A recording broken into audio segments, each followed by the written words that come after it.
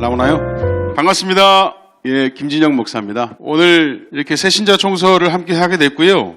사실 이 한 권을 오늘 하루 다 뗀다는 건 상당히 좀 정신없이 하루가 간다는 의미거든요. 그래서 좀 급하게 좀 진행이 될 것 같고요. 다소 이제 그런 감이 있다 하더라도 좀 이해를 해주시면 감사하겠습니다. 그리고 새신자 총서 같은 경우는 말 그대로 이제 새신자 총서입니다. 그래서 앉아 계신 이 목사님들, 또 선배님들, 또 후배님들, 목사님들, 또 제가 감히 또 이걸 하게 됐습니다. 왜 하게 됐냐면 제가 탁월해서도 이렇게 잘나서도 그런 건 아니고요. 그냥 저희 교회에서 이걸 했습니다. 그래서 함께 나눌 수 있으면 또 좋은 기회가 되니까 그래서 하게 되는 것 같고요. 저는 이걸 가지고 새신자 다루듯 지금 함께 유튜브로 시청하시는 목사님들을 새신자 다루듯 하면서 하겠습니다. 새신자 총서이기 때문에. 그래서 좀 복잡하고 어려운 또 그런 이야기들로 이 새신자 총서를 다룰 이유가 없습니다. 또 이렇게 1단원, 2단원, 3단원, 4단원 이렇게 계속 하다 보면 모든 것이 좀 연결되어 있다 보니까 각 문항에 답을 좀 달지 않습니까? 쉽게 달 수 있습니다. 그냥 어려운 단어, 어려운 의미들이 좀 있어서 새신자들에게 좀 다르라고 한다고 그러면 좀 어려워하는 부분이 있긴 한데 좀 전혀 어렵진 않고요. 그런데 이제 답을 달다 보면 일종의 검산 과정같이 그것이 왜 답이 되고 그것이 왜 답으로 결정되었는지에 대한 신학과 뭐 일단 역사와 배경과 뭐 이런 인용 구절 이런 것까지도 설명을 요구할 필요는 없고요. 설명할 필요도 없습니다. 왜 그러냐면 1단원, 2단원, 3단원, 4단원 이렇게 나가다 보면 그런 부분들이 자연스럽게 설명되어지더라고요. 이를테면 예를 들면 구원은 어떻게 오는 것인가라고 했을 때 믿으면 구원을 받는다라고 하잖아요. 그러면 나는 뭐 믿어지는 건 아닌데 그냥 입으로 믿는다라고 말만 하면 구원받는 것인가에 대한 의문이 들 수 있거든요. 근데 그런 부분들은 또 나중에 공부를 하다 보면 에베소서 2장 8절 말씀을 또 다루게 됩니다. 믿음이란 것도 그냥 믿는 것이 아니라 은혜에 의하여 믿음으로 말미암아 전혀 믿을 수 없는 존재인 내가 믿음이 생기게 되고 믿음을 고백하게 되면서 그런 구원받은 자가 된다는 그런 사실들을 자연스럽게 단원을 공부하면서 설명되어지는 어떤 그런 부분들이 다 있더라고요. 그래서 답을 하나하나 달면서 새신자들에게 가장 쉽게 설명하는 부분들로만 이야기하고 넘어가면 좋겠습니다. 새신자 청소 바로 이제 시작하겠습니다. 1단원 1과 죄입니다. 죄. 자, 당신은 왜 구원받아야 합니까? 하는데 사도행전 2장 40절에 말씀이 이렇게 됩니다. 너희가 이 패역한 세대에서 구원을 받으라 라고 했습니다. 왜 그럴까요? 왜 우리는 구원을 받아야 하는가입니다. 첫 번째, 우리는 죄인이기 때문입니다. 죄인이기 때문이다. 로마서 3장 10절에 보면 세상에 의인은 하나도 없다고 했는데 3장 23절에 이런 말씀이 나옵니다. 모든 사람이 죄를 범하였음에 하나님의 영광에 이르지 못하더니 모든 사람이 죄를 범했습니다. 그러니까 모든 사람의 출발은 죄인에서부터 출발한다는 거죠. 의인은 한 명도 없습니다. 그냥 출발점이 죄인이고 죄입니다. 그 가운데서 구원을 받아야 되는 거예요. 구원. 근데 방법은 딱 하나, 하나님을 믿는 것밖에 없죠. 방법은 하나님밖에 없습니다. 하나님. 죄인이 죄인됨을 풀 수 있는 방법은 하나님밖에 없습니다. 죄인 주제에 다른 건 없어요? 또는 왜 나는 구원 안 시켜줘? 이런 말을 할 수가 없어요. 죄인은 그냥 죄인이에요.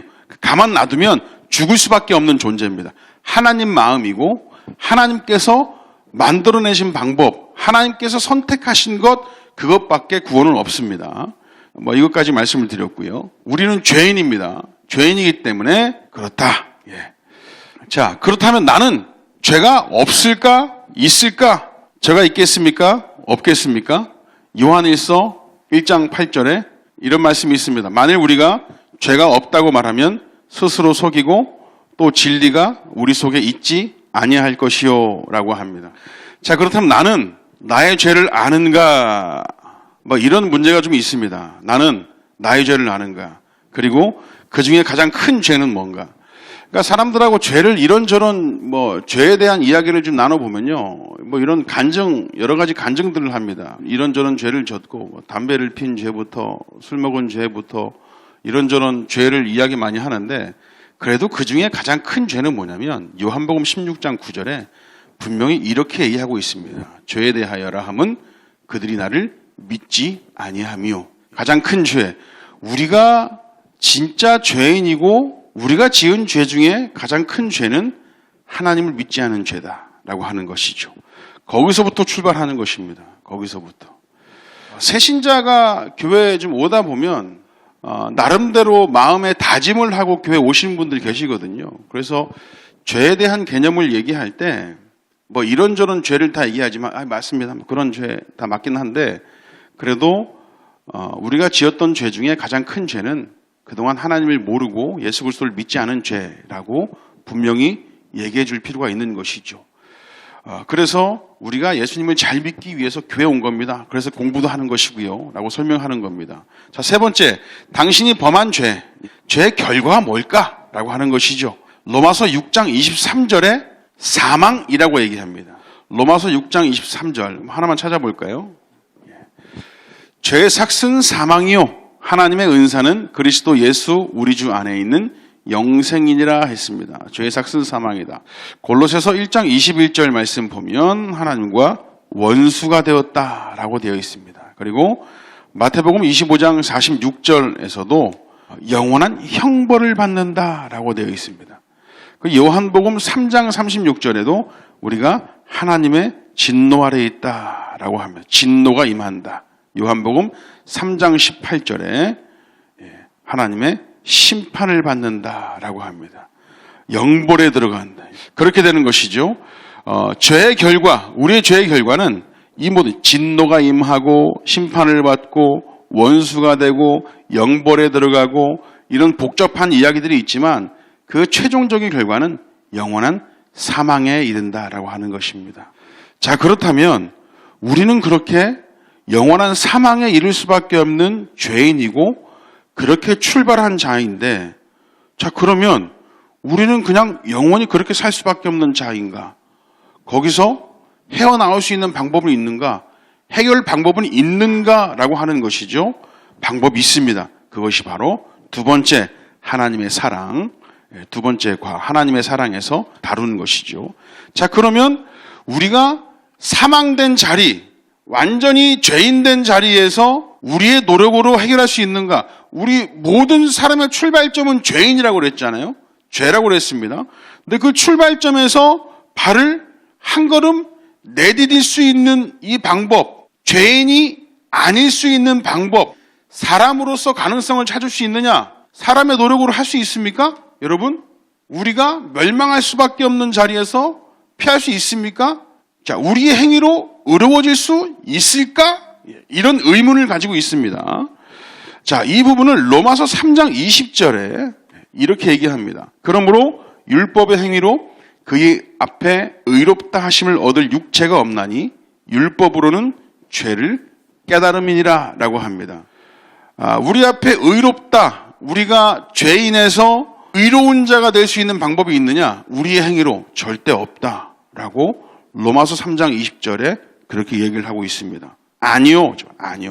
자, 그러면 이 창세기에 보시면 아브라함이라는 인물이 존재합니다. 아브라함이라는 인물이 존재하는데 아브라함이 어떤 자이냐면 하나님께서 이스라엘이라는 민족을 만드시고 하나님의 백성, 하나님의 자녀 삼으시고 그 하나님의 백성, 하나님의 자녀를 어떻게 이끌어 주실지, 어떻게 구원하실지 약속을 하시고 그렇게 이끌어 가시기 시작했는데 그렇게 최초 인간에게 직접 약속을 하시면서 그렇게 이끌어 가시겠다고 그 일을 보여주시고 설명하신 사람이 한 사람이 있거든요.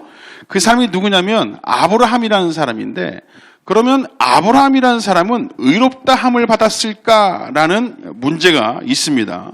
아브라함이라는 사람은 도대체 어떤 사람이길래 하나님께서 아브라함을 찾아오셔서 그렇게 약속을 하셨을까라고 하는 것이죠. 로마서 4장 2절 3절입니다. 만일 아브라함이 행위로서 의롭다 하심을 받았으면 자랑할 것이 있으려니와 하나님 앞에서는 없느니라. 성경이 무엇을 말하느냐? 아브라함이 하나님을 믿음에 그것이 그에게 의로 여겨진 바 되었느니라 라고 합니다. 아브라함은 하나님을 믿었다고 합니다. 그래서 하나님께서 의롭다라고 하시는 거예요. 행위로서 의롭다 한 것이 아니라 하나님을 믿어서 의롭다라고 하는 것이죠. 우리가 죄인에서 의로워질 수 있는 방법은 딱 하나밖에 없습니다. 무엇을 하느냐 이것이 아니라 누구를 믿느냐라고 하는 것이죠. 바로 하나님을 믿는 것입니다. 자, 그럼 다른 성경에서는 어떻게 말하고 있는가? 갈라디아서 3장 11절에 이렇게 말하고 있습니다. 또 하나님 앞에서 아무도 율법으로 말미암아 의롭게 되지 못할 것이 분명하니 이는 의인은 믿음으로 살리라 하였느니라.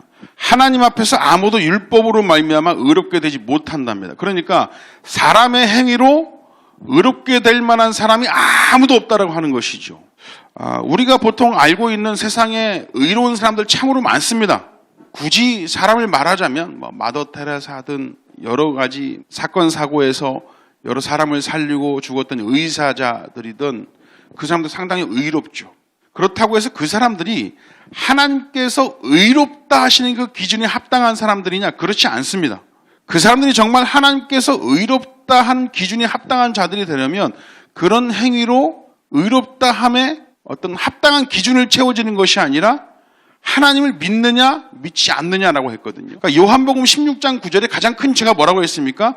하나님을 믿지 않는 죄라고 했었습니다. 그러니까 하나님을 온전히 믿어야 의인은 믿음으로 말미암아 살 수 있는 것입니다. 이 사실을 알아야 되는 것이죠. 의인은 믿음으로 살리라 하였습니다. 자, 두 번째, 하나님의 사랑. 자, 무엇으로 우리가 그 죄인의 자리에서 빠져나올 수 있는가? 하나님의 사랑으로 빠져나올 수 있다라고 하는 것입니다. 하나님은 어떤 방법으로 우리에게 사랑과 구원을 베푸셨을까? 요한복음 3장 16절입니다. 하나님의 세상을 이처럼 사랑하사 독생자를 주셨으니 이는 그를 믿는 자마다 멸망하지 않고 뭘 줬다? 영생을 얻게 하려 하심이라. 하나님께서 우리를 구원해 주셨는데 왜 구원해 주셨느냐? 어떤 방법으로 우리에게 사랑과 구원을 베푸셨느냐라고 하는 것인데 어떤 방법으로? 독생자를 주시는 방법으로. 왜 독생자를 주셨느냐? 우리를 사랑해서. 그래서 어떤 결과? 우리는 영생을 얻게 됐다. 아까 그 로마서 6장 23절에 우리는 죄의 삭은 사망이다. 사망에 이른 자라고 그랬거든요. 우리의 출발은 그냥 죄 때문에 죽을 수밖에 없는 자, 거기서 출발을 했습니다. 그런데 거기서 우리가 죽지 않고 영원히 살 수 있는 방법은 딱 하나. 율법으로든 뭐로든 해결할 수 있는 방법은 없는데 단 하나, 하나님을 믿는 것 하나만으로 우리가 영생을 할 수 있다라고 하는 것이죠. 왜? 하나님께서 우리를 사랑하셔서 독생자를 주셨기 때문에. 그 사실을 기억해야 됩니다. 자, 그럼 독생자는 누구인가? 요거는 이제 새신자 총서에 나와 있지 않은데요. 우리가 마태복음 3장 16절, 17절에 잠시 보겠습니다. 마태복음 3장 16절, 17절 예수님께서 침례를 받으시는 장면인데 예수께서 침례를 받으시고 곧 물에서 올라오실새 새 하늘이 열리고 하나님의 성령이 비둘기같이 내려 자기 위에 임하심을 보시더니 하늘로부터 소리가 있어 말씀하시되 이는 내 사랑하는 아들이요 내 기뻐하는 자라 하시니라 라고 합니다.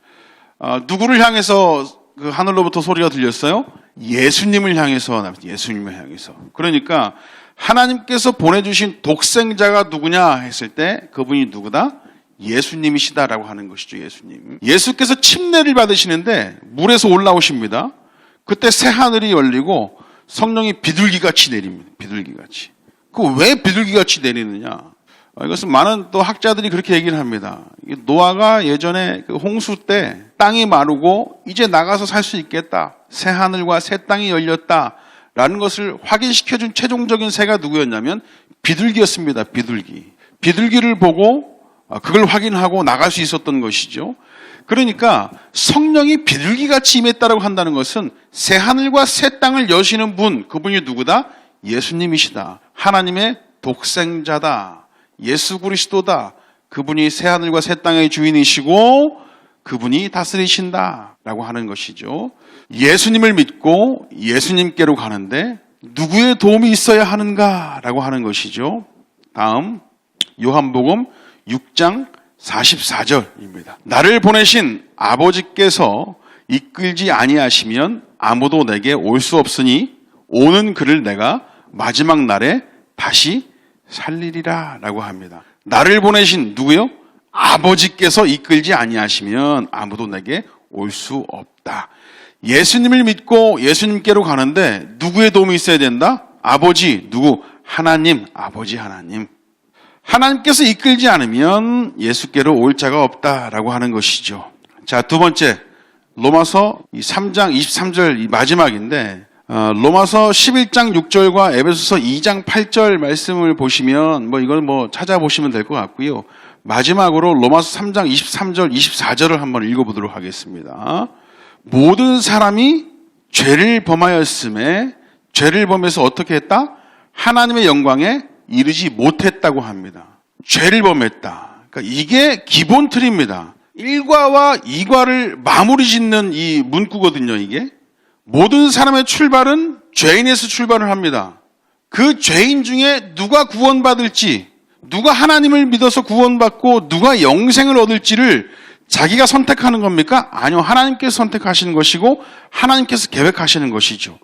그러니까 그 죄인은 자신의 자리에서 나는 왜 구원시켜주지 않는 거야? 내가 이만큼 살았는데 나는 왜 해주지 않는 거야? 이러면서 자신의 보상을 요구하고 따질 수 없습니다. 죄인은 그냥 죄인이에요. 그 죄의 대가만 치르면 되는 거거든요. 그것이 바로 모든 사람이 죄를 범하였음이 하는 그 자리입니다. 하나님의 영광에 이르지 못합니다. 어떤 방법으로도 이르지 못합니다. 그러나 그리스도 예수 안에 있는 속량으로 말미암아 하나님의 은혜로 값없이 의롭다 하심을 얻은 자 되었느니라 라고 합니다. 누구 때문에? 그리스도 예수 안에 있는 속량으로 말미암아 뭐로? 하나님의 은혜로라고 합니다. 하나님의 은혜로. 그 전에 이 두 번째 문제 보시면 에베소서 2장 8절 9절을 한번 나누게 되어 있거든요. 우리가 하나님의 은혜로 값없이 의롭다 하심을 얻은 자였다. 그러니까 하나님의 은혜로 구원을 받았다는 얘기거든요. 그런데 믿으세요. 믿으시면 구원받습니다 라고 하거든요. 자, 그러면 믿기만 하면 구원받는다고 하는데 이 습관적으로 그냥 좋은 것들은 모두 다 취하는 사람들이 있습니다. 천국 간다고 그러니까 믿을게요. 그런다고 천국 가는 거 아니죠. 거기에 뭐가 들어가야 되냐면 하나님의 은혜가 들어가야 되는 겁니다. 하나님의 은혜. 믿어지지도 않는데 믿는다라고 고백하는 사람들이 있어요. 그냥 좋은 것들은 다 취하고 싶어서. 그런데 우리 안에 믿어져야 되는 걸 믿어져야 되는 거. 뭘 믿는 거예요? 뭘? 하나님께서 독생자 예수 그리스도를 보내주셔서 우리를 위해서 십자가에 달려 돌아가심으로 말미암아 우리 죄를 씻어주시고 그 사실을 믿는 것으로 말미암아 우리가 구원받는 것이죠. 근데 그 믿음이 어떻게 생겨나는 것이냐? 바로 로마서 3장 24절 나와 있는 것 같이 하나님의 은혜입니다. 그러니까 에베소서 2장 8절에도 이렇게 얘기를 해요. 너희는 그 은혜에 의하여 믿음으로 말미암아 구원을 받았으니 이것은 너희에게서 난 것이 아니요 하나님의 선물이라라고 합니다. 믿는다고 해서 너희들의 믿음의 가치나 믿음의 실력이나 믿음의 능력 그걸로 구원받는 것이 아니라 하나님의 선물이다. 믿음조차도 가질 수 없는 죄인이었던 사람이 믿을 수 있게 된 것, 그게 뭐다? 하나님의 은혜다라고 하는 것이죠. 하나님의 은혜.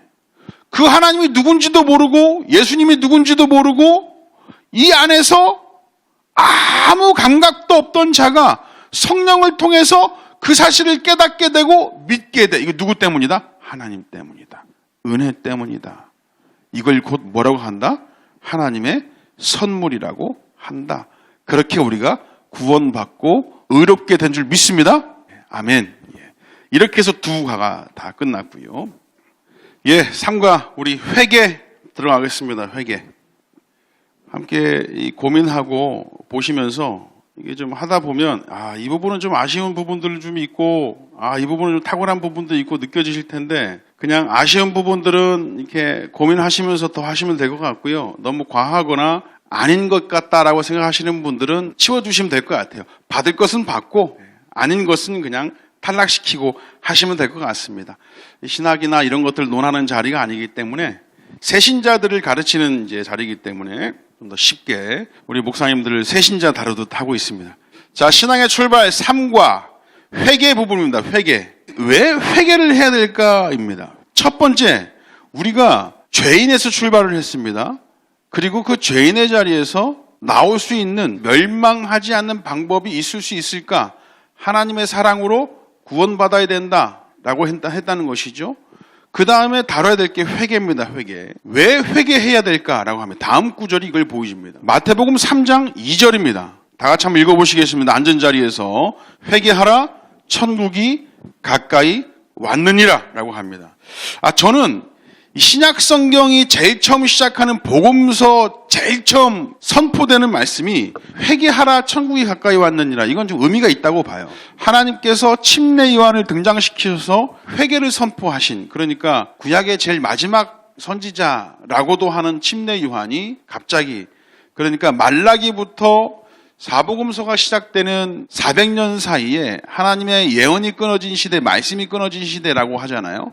그러니까 하나님께서 정말 예언이 끊어지고 말씀이 끊어지고 하나님께서 사역을 안 하셨냐? 그건 아니고요. 성경의 기록이 400년간의 어떤 그 기록이 없습니다. 하나님께서 어떻게 등장을 하셔서 선지자를 세우셔서 어떻게 이렇게 말씀을 하시고 이런 것은 없습니다. 물론 이제 공동 번역이나 이런 데 보시면 하스모니안 왕조라든지 이런 사람들이 등장을 하고 그런 역사들이 좀 있기는 하지만 우리 우리 교회에서 가지고 있는 성경에는 400년간의 기록이 없습니다.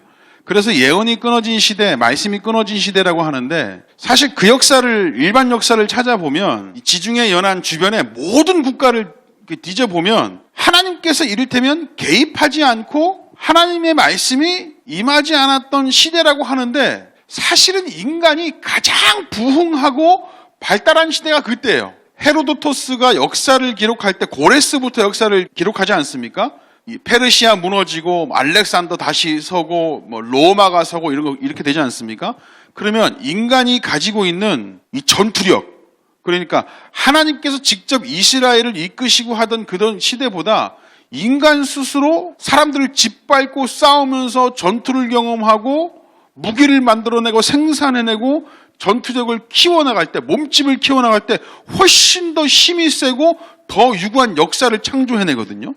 그리스 같은 데 가보시면 히포크라테스, 이런 사람들이 그때 인물입니다. 예언이 끊어졌다고 한다는 그 시대. 모든 의학의 아버지 아닙니까? 유레카 외쳤던 아르키메데스, 이런 사람도 그때 등장했던 사람이었었어요. 소크라테스, 플라톤, 아리스토텔레스 다 그때의 사람들이잖아요. 중국 쪽으로 넘어가 보면 순자라든지 노자라든지 공자라든지 다 그때 사람들입니다. 그때. 거기서 더 동쪽으로 가보면 어느 나라가 있습니까? 한반도 있지만 한반도. 대한민국엔 또 누가 나와요? 왼쪽에 있는 나라들은 전부 다 철학을 논하고 있는데 우리는 다 토기를 만들고 있었죠. 우리나라는 손재주가 좋습니다. 하나님의 예언이 끊어졌다고 하는 그 시대에 인간 스스로 하나님께서 놔두고 그냥 니들끼리 잘 살아라 해보니까 발전시킨 내용이 어마어마합니다. 어마어마해요. 못하는 게 없습니다. 지금도 마찬가지죠. 인간들 스스로 지금 창조해낸 역사. 여러분 인터넷 보세요. 인터넷. 서기 2000년부터 2020년 약 20년 동안 인터넷이 발달해서 인터넷을 통해 인간들이 얻어낸 정보, 그 정보력이 인류가 만들어지고 서기 2000년까지 얻어낸 정보 양보다 그 20년 동안 인터넷이 발달한 IT 기술 때문에 인간이 얻어낸 정보가 훨씬 많대요.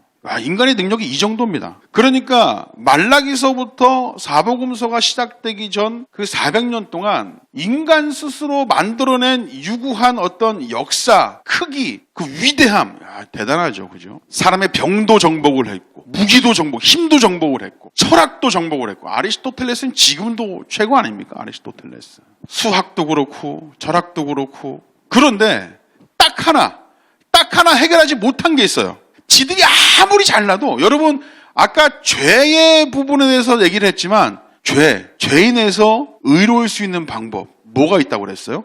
이 인간들이 사람의 노력으로 할 수 있다고 했습니까? 의롭다 할 수 있다. 율법의 행위로 그의 앞에 의롭다 하심을 받을 육체가 있다고 했습니까? 없다고 했습니까? 없다고 했습니다.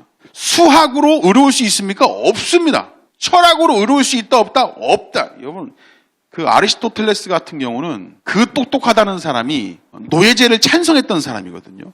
그 사람은 노예나 종 이런 사람들 보고 뭐라고 했냐면 영혼 있는 도구라고 했어요. 그럴 정도로 노예의 죄를 찬성했던 사람이거든요. 그러니까 제 아무리 똑똑한 사람이 정립한 철학, 수학, 의학, 그걸로 사람이 구원받을 수 있느냐, 의로울 수 있느냐, 죄의 문제를 해결할 수 있느냐? 없다. 다 해결해도 죄의 문제만큼은 해결할 수 없다라는 것이죠. 그때 하나님께서 누가 등장을 시키냐면 침례 요한을 등장을 시키는 거예요. 그런 세상을 향해서 하나님께서 회개를 외치게 하시는 것이죠. 회개.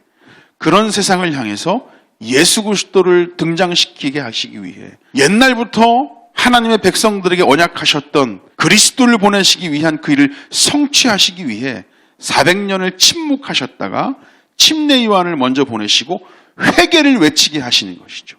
회개하라, 천국이 가까이 왔느니라.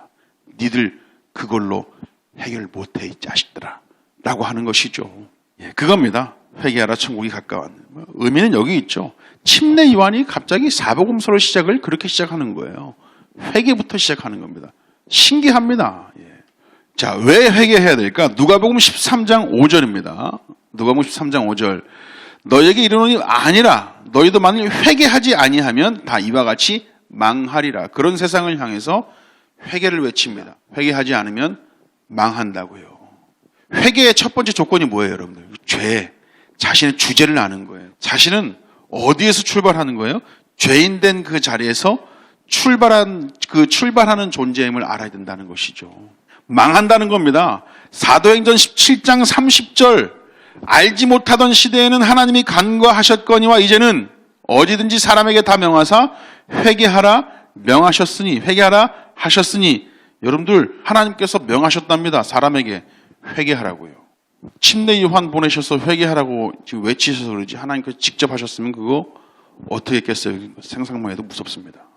회개는 하나님께서 요구하시는 것이요 구원의 필수 구성 요건이다. 회개한다고 해서 구원받는다는 것이 아니고요. 구원받은 자는 회개를 할 수밖에 없다라고 하는 것입니다. 아까 구원받는데 어떻게 된다고 그랬죠? 믿어야 된다고 그랬잖아요. 믿어야 된다. 그런데 그냥 뉘우치고 반성하면 구원받는다. 이거 오해하면 안 됩니다. 구원받은 자가 회개하는 것입니다. 구원받은 자가 이 사실을 알아야 되는 것이죠. 자, 그렇다면 어떻게 회개를 해야 되는 것인가라고 하는 것입니다. 요한복음 1장 9절. 요한복음 1장 9절입니다. 이게 새신자 청소에 보시면 이제 괄호에 숫자를 넣게 되어 있는데 좀 말씀을 찾아봅니다. 만일 우리가 우리 죄를 어떻게 한다? 자백하면 그는 미쁘시고 의로우사 우리 죄를 사하시며 우리를 모든 불의에서 깨끗하게 하실 것이요 라고 합니다. 우리 죄를 자백하면입니다. 자백하면. 마태복음 21장 30절입니다.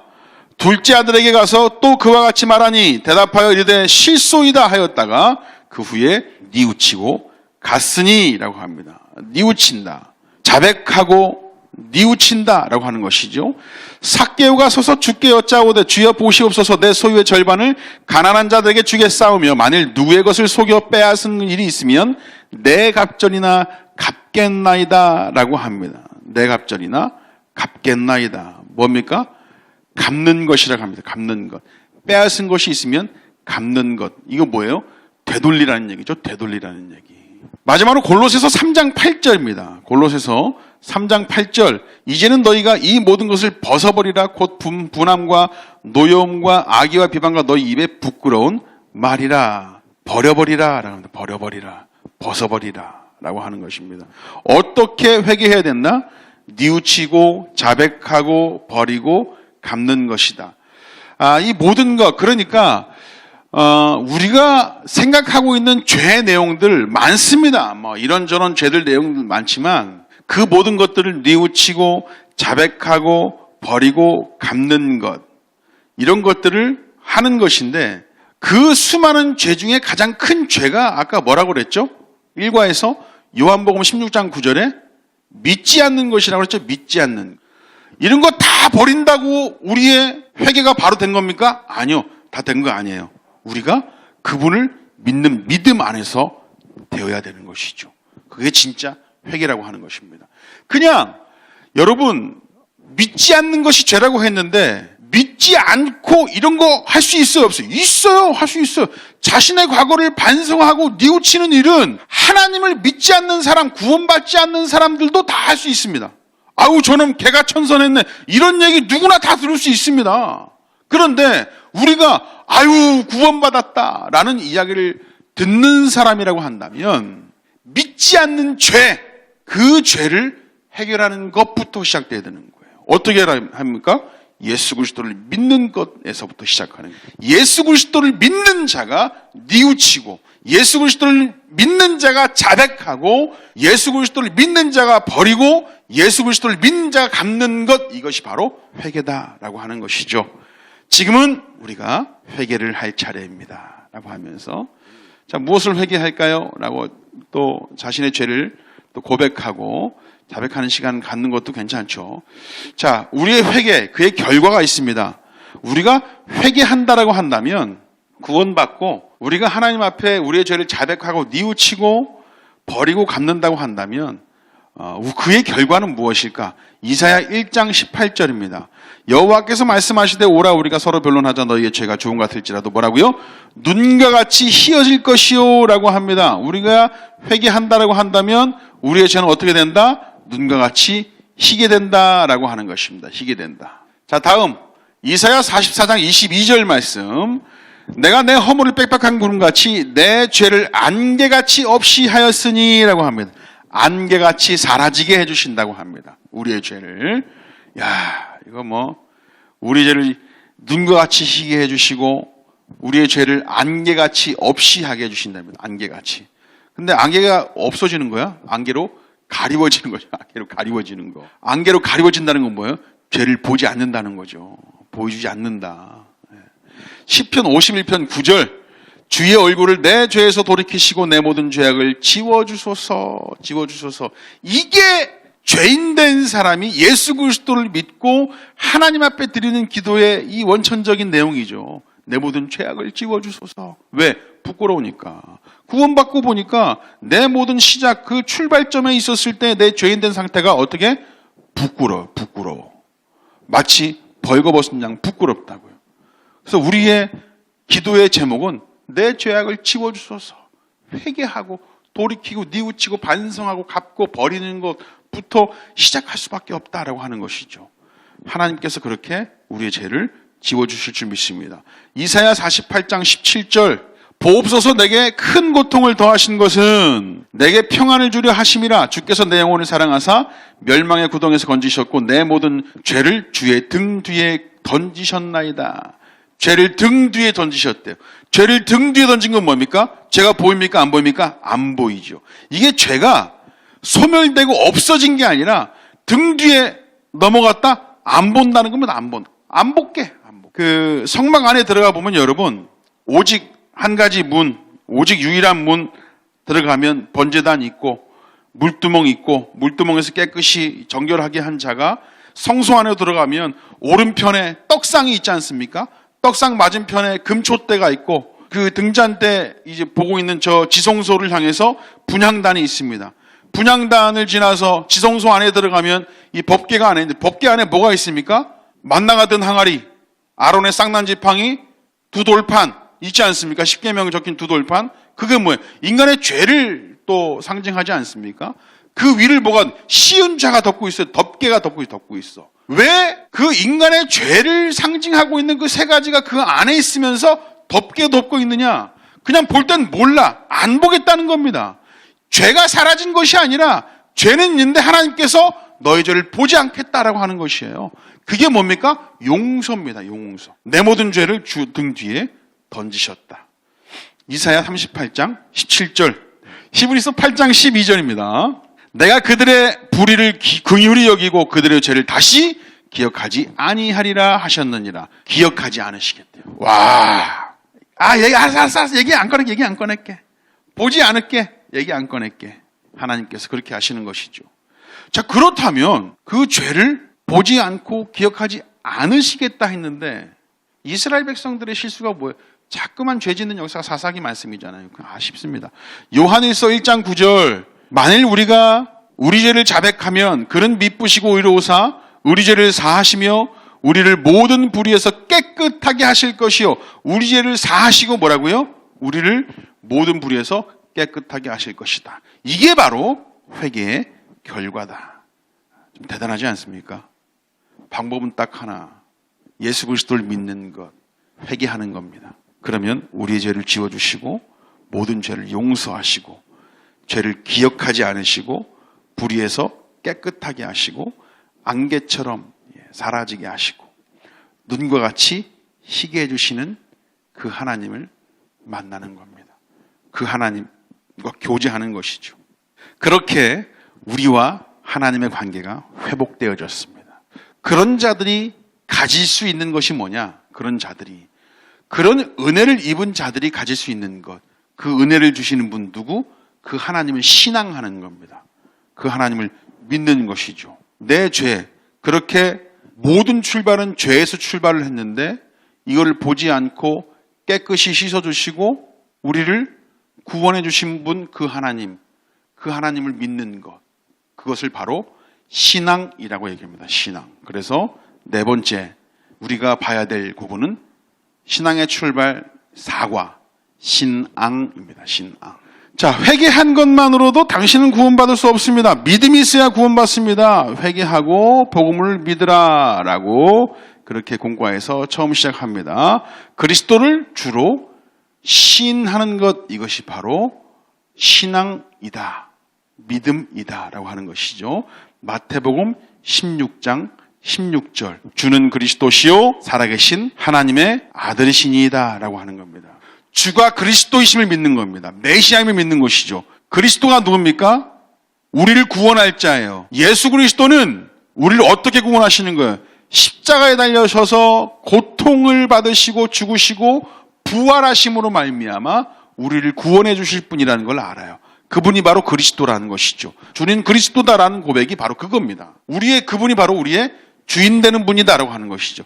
여러분 마가복음 1장 1절 보시면 주는 그리스도시요 살아계신 하나님의 아들이시다라고 했는데 이 마가복음 1장 1절 한번 보실까요? 이건 그냥 인용 구절인데 하나님의 아들 예수 그리스도의 복음의 시작이다라고 되어 있습니다. 이거 그냥 헬라어 성경 보면 테오스, 휘오스, 예수스, 크리스토스, 이방겔리온, 아르케라고 되어 있습니다. 그 명사로만 되어 있어요. 명사. 하나님의 아들 예수 그리스도의 복음의 시작이다. 그러니까 테오스, 휘오스, 하나님이 곧 그 아들 예수 그리스도잖아요.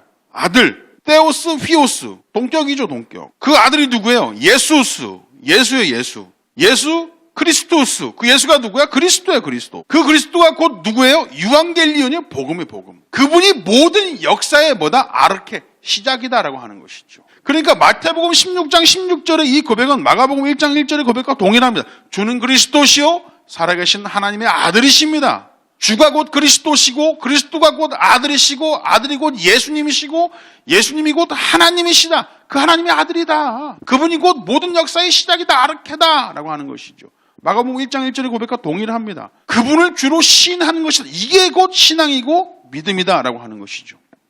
시인한다는 것, 그리스도가 하나님이시라는 것과 그리스도는 우리의 죄를 속량해 주시기 위해 죽으셨다는 것과 죽으셨다가 다시 사셨다는 것을 믿고 시인하는 것이다, 믿는 것이다 라고 하는 것이죠. 자, 신앙이란 무엇인가? 그리스도를 당신의 구주로 영접하는 것이다. 영접하는 것, 받아들이는 것이다. 요한복음 1장 12절 보세요. 요한복음 1장 12절 다 같이 읽겠습니다. 영접하는 자 곧 그 이름을 믿는 자들에게는 하나님의 자녀가 되는 권세를 주셨으니 라고 합니다. 구약시대 때는 때마다 제사 드리고 할례 받고 안식일을 지키고 이것저것 다 해야 되거든요. 그런데 예수님이 오신 다음부터는 예수님을 믿기만 하면 된대요. 믿기만 하면. 이게 사도 바울이 아시아를 전역을 다니면서 복음을 전했던 핵심이잖아요.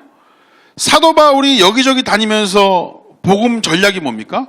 어디 지역을 가면 제일 처음 회당에 먼저 들어가잖아요. 회당에서의 이 관례가 있었는데 회당에서 이제 모임을 시작하려고 하는데 들어온 사람이 보니까 랍비 같아. 그러면 어디 랍비냐고 물어보고 나서 지금 말씀을 당신이 전해주시겠습니까? 라고 묻는 것이 관례죠. 그렇게 물으면 저 사람이 그 방문했던 랍비가 아니요 그냥 선생님이 하십시오. 그러면 원래 랍비가 하는 것이고 예 제가 해도 되겠습니까? 라고 하면 그 사람이 이제 설교를 하는 거거든요. 그러니까 사도 바울이 그걸 노렸다는 것이죠. 회당에 들어가서 인사를 하면 사람들이 맡깁니다. 당신이 말씀 좀 전해주시겠습니까? 예, 제가 전하겠습니다. 그러면 이 사도 바울이 들어가서 영접하는 자, 곧 그 이름을 믿는 자들이 하나님의 자녀가 되는 것을 주셔서 이런 복음을 전하는 거예요. 믿기만 하면 된대요. 그 전까지는 되진 않았거든요. 그 회당에 들어가면 그 사람들은 전부 다 지금까지 제사 열심히 때마다 드리고 할례 막 받고 안식일 거룩히 지키고 거기서 또 동일하게 하나님 믿는다고 앉아 있는데 아직도 할례 못 받아가지고 있는 사람들 쭈글쭈글 해가지고 누구예요? 이방인들 중에 그 사람들을 뭐라고 불러요? 하나님을 경외하는 사람들이라고 부르잖아요. 같은 형제요 자매라고 부르지 않고. 그때 하나님 말씀을 전하는데 구원받는데 영접하는 자고 그 이름 믿기만 하면 이라는 이 복음을 전할 때 그 복음을 가장 쉽게 받아들이는 자가 누구예요? 그 이방인들이라고요. 하나님을 경외하는 자들. 왜 이전까지는 뭐 제사, 뭐 할례 이런 거 안 했다고 맨날 손가락질 받았거든. 같이 회당에서 예배 드려놓고도 손가락질 받고 같이 대우도 못 받고. 그런데 믿기만 하면 된대. 요한복음 1장 12절이 주는 진리가 바로 그겁니다. 믿는 자들에게는 하나님의 자녀가 되는 것을 믿기만 하면 된대요. 이분을 왜 믿어? 이분이 주인이니까 믿어, 주인. 1장 12절인데 1장 영접하는 자 곧 그 이름을 믿는 자, 이 말씀 시작하기 전에 1장 11절에 뭐라고 되어 있냐면 자기 땅에 오매 자기 백성이 영접하니 아니하였으나 되어 있습니다. 자기 자기 땅. 이 누구 땅이에요? 자기 땅이에요. 주인이 누구야? 주인이 내려왔단 말이에요. 주인이 내려왔는데 그 주인을 안 믿어. 뭐야? 주인을 안 믿어. 세상에서 제일 쉬운 게 주인이 왔으니까 주인님 오셨구나 믿기만 하면 되는데, 그거 하나만 허락하면 되는데 자기 마음속에 그걸 안 해. 그게 믿음인데, 하나님께서 우리에게 믿음, 신앙이란 것을 선사해 주실 때, 선물해 주실 때 얼마나 쉽게 주셨는지 여러분들 보세요. 믿기만 하면 됩니다. 신앙이란 무엇인가? 그리스도께 나의 전부를 맡기는 것이다. 디모데후서 1장 12절 말씀, 이로 말미암아 내가 또 이 고난을 받되 부끄러워하지 아니함은 내가 믿는 자를 내가 알고 또한 내가 의탁한 것을 그날까지 그가 능히 지키실 줄을 확신함이라 라고 합니다. 확신함이라. 내 전부를 맡기는 겁니다. 맡기는 거. 자, 믿음의 대상이 누군가라고 합니다. 믿음의 대상이 누구? 사도행전 4장 12절 다 같이 읽어보시겠습니다. 사도행전 4장 12절 시작. 다른 이로서는 구원을 받을 수 없나니 천하 사람 중에 구원을 받을 만한 다른 이름을 우리에게 주신 일이 없음이라 하였더라 라고 합니다. 믿음의 대상이 누굽니까? 예수 그리스도죠. 다른 이로서 다른 이름을 주신 일이 있습니까? 없습니까? 없어요. 그러니까 사도행전 4장 12절 말씀, 이 말씀만 가슴에 새기고 있어도 이단이나 사이비에 빠질 수 없죠. 내가 그로라 하는 그 인간들의 말에 속을 수가 없다고요. 다른 이름을 준 적이 없습니다. 다른 이로서는 구원받을 수 없어. 예수 그리스도밖에 없어요. 예수 그리스도 대신 이만희 뭐 이런 거 아니라고요. 사도행전 16장 31절 이르되 주 예수를 믿으라 그리하면 너와 내 집이 구원을 받으리라. 누구를 믿어야 합니까? 예수를 믿어야 한다. 예수 그리스도를 온전히 믿고 구원을 받으시길 원합니다. 우리의 믿음의 대상은 오직 누구다? 예수 그리스도다라고 하는 것이죠. 자, 그렇다면 믿음은 언제 시작되는 것인가 라고 하는 겁니다. 로마서 10장 17절 말씀. 믿어야 된다고 제가 처음에 서두에서 시작할 때 이렇게 말씀을 드렸었죠. 그냥 굳이 뭐 이렇게 복잡하게 설명하지 않더라도 단원을 한 단계 한 단계 해 나가다 보면 그것을 보충해서 설명하는 일들이 막 생겨납니다. 이 새신자 총수의 탁월함은 거기에 있는 것 같아요. 그때 설명하지 않더라도 가로넣기만 하더라도 시간이 지나다 보면 언젠가 또 그걸 설명하게끔 만드는 그런 매력이 있다라고 하는 것이죠.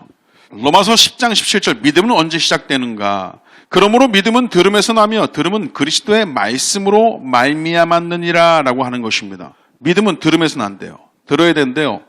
자, 들음은 어떻게 해요? 그리스도의 말씀으로 말미암는다. 전하는 자가 있어야 되고 듣는 자가 있는다고 하시죠. 그러니까 예수 그리스도께서 보여주신 바가 있고 예수께서 가르쳐 주신 바가 있어요. 그걸 듣습니다. 그렇게 믿음이 시작되는 것이다라고 하는 것이죠. 자, 그렇다면 은혜에 의하여 뭐 이런 부분들도 복잡하게 설명을 해야 되는데 그런 부분도 나중에 또 설명 또 되게 됩니다. 이 새신자 총수의 탁월함이 거기 있다고 하지 않았습니까? 예, 그것은 좀 나중에 가고요. 들음에서 난다고 했습니다.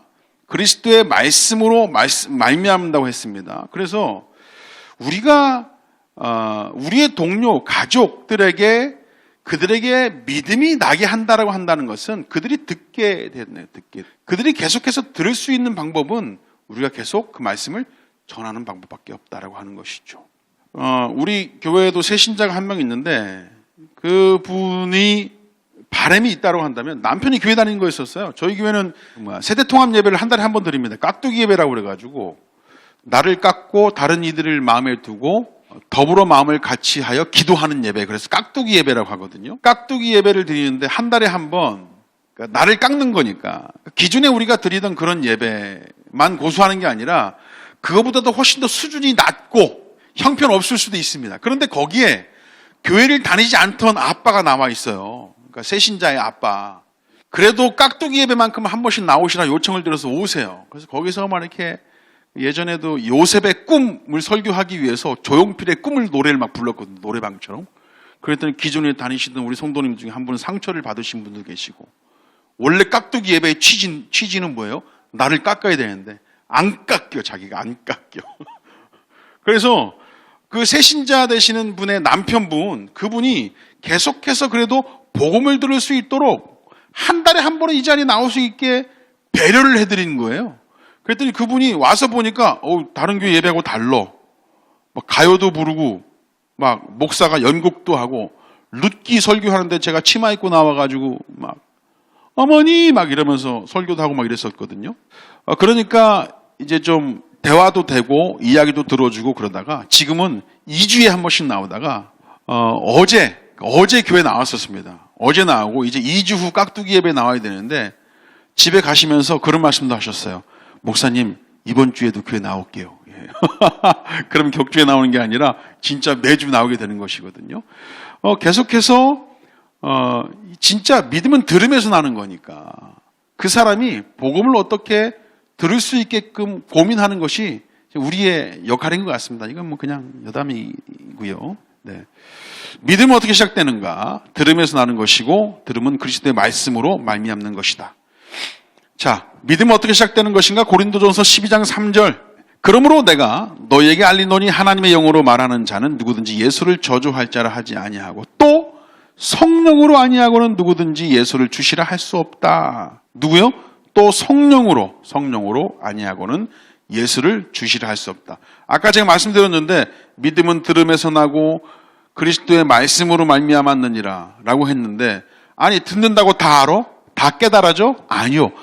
하나님께서 성령께서 우리를 터치하시고 전혀 깨달을 수 없고 믿을 수 없는 존재를 그런 존재로 만들어주시는 은혜가 있어야 믿음이 들어가는 것이거든요. 성령의 역사가 있어야. 근데 그 부분을 제가 설명해야 되는데 설명하지 않고 넘어갔어. 왜? 그 다음 구절이 있거든. 이게 바로 새신자 총소의 탁월함이라고 하겠습니다. 또 성령으로 아니하고는 누구든지 예수를 주시라 할 수 없느니라. 성령께서 역사하시고 깨닫게 해주셔야 된다는 것이죠. 성령께서 내 마음에 들어오심으로 그리스도를 시인하게 되고 영접함으로 믿음이 시작된다라고 하는 것입니다. 자, 그렇다면 믿음의 결과는 무엇인가라고 하는 것이죠. 요한복음 3장 16절, 하나님의 세상을 이처럼 사랑하사 독생자를 주셨으니 이는 그를 믿는 자마다 멸망하지 않고 영생을 얻게 하려 하심이라. 믿음의 결과가 뭐죠? 영생을 얻는 것입니다. 우리가 영원히 사는 것이죠. 자, 영원히 사는 것이 영원히 살아요? 죽지 않고? 영생이란 영원히 죽지 않는 것을 의미하는 것이죠. 그렇다면 영생이란 무엇인가? 요한복음 11장 25절 26절, 나는 부활이요 생명이니 나를 믿는 자는 죽어도 살겠고 무릇 살아서 나를 믿는 자는 영원히 죽지 아니하리니 라고 합니다. 자, 자신에게 물어보겠습니다. 지금 히브리서 4장 3절이나 요한복음 11장 40절은요 그냥 또 찾아서 보시면 될 것 같고요. 히브리서 4장 3절 볼까요? 이미 믿는 우리들은 저 안식에 들어가는도다라고 합니다. 안식. 요한복음 11장 40절, 예수께서 이르시되 내 말이 내가 믿으면 하나님의 영광을 보리라 하지 아니하였느냐라고 합니다. 영생, 그리고 안식, 하나님의 영광. 자, 그리고 자신에게 물어봅니다. 나의 고통은 나의 죄 때문이었다는 것을 아는가라고 하는 것이죠.